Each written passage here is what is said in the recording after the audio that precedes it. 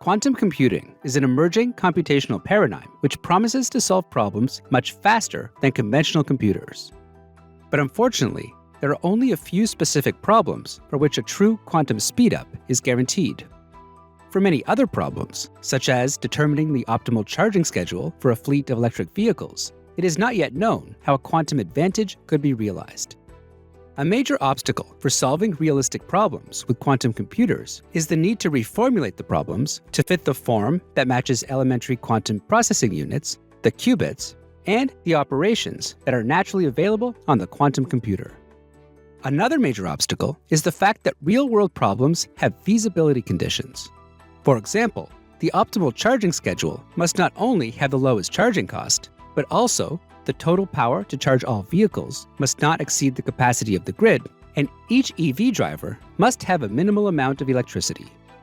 Such constraints, which are ubiquitous in real-world problems, take the form of inequalities that bound allowable solutions. But inequalities are particularly hard to impose on quantum computers.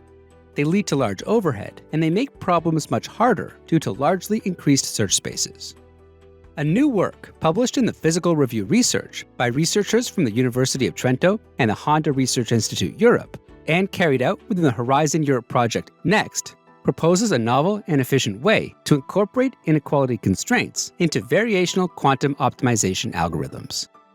The algorithm utilizes only one additional auxiliary quantum degree of freedom and few operations to impose many inequality constraints. The results of the paper show that, by using this method, the probabilities of finding optimal solutions to problems with constraints are similar to those without constraints.